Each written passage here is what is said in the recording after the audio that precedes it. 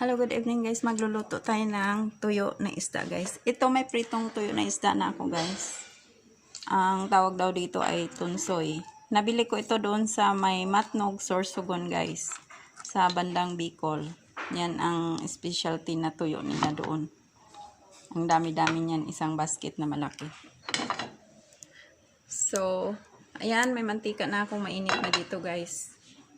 Ilagay na natin ang bawang at saka red onion. So, kahit anong greens guys. Pwedeng puti, pwedeng pula. So, haluin na natin.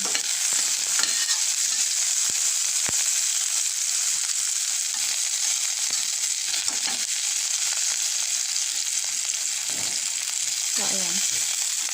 Medyo luto na ang ating bawang at saka sibuyas guys. Isunod ko na yung kamatis. Ayan, nabango na yan. So, sunod ko na ang kamatis.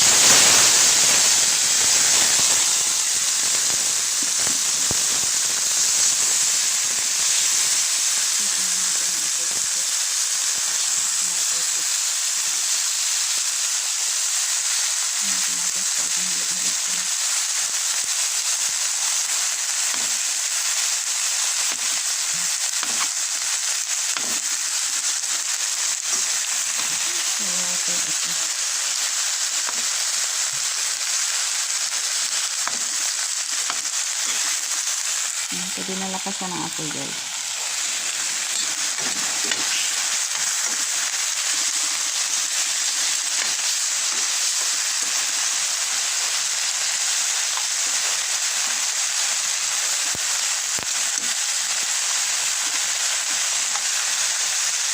So ngayon guys, isunod natin ang konting ketchup na may tubig. Yan, mga 1 tablespoon na ketchup na may tubig yan guys. Para maluto ang kamatis. Tapos timpla na natin ang paminta.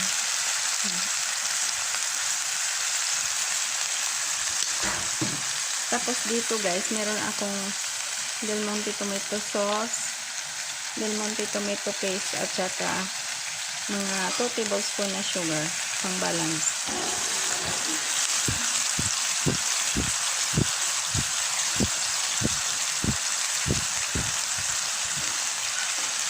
Haluin lang natin guys.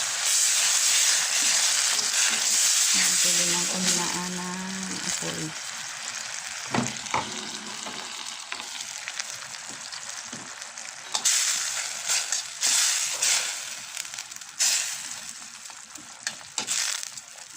Tignan natin guys kung ano na ang lasa.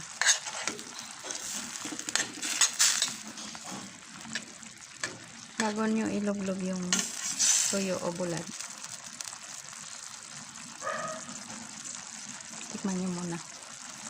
So yan, okay na siya guys. Medyo matabang pa siya sa tingin ko kasi lagyan natin, ito maalat ito guys, maalat yung pagkadaing niya doon sa Bicol. So lagay na natin yan, nakaprito na yun guys, nakaprito na yan.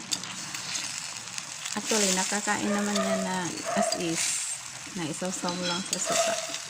Pero para maiba naman ang lasa ng tuyo, so ginaganito natin.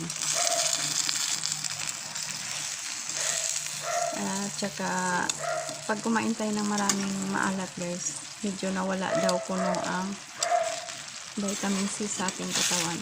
So, para hindi ma-deplete sa vitamin C ang katawan natin, kakain tayo ng ganito guys.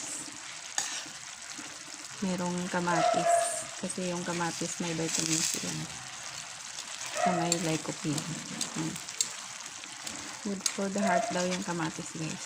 According to study.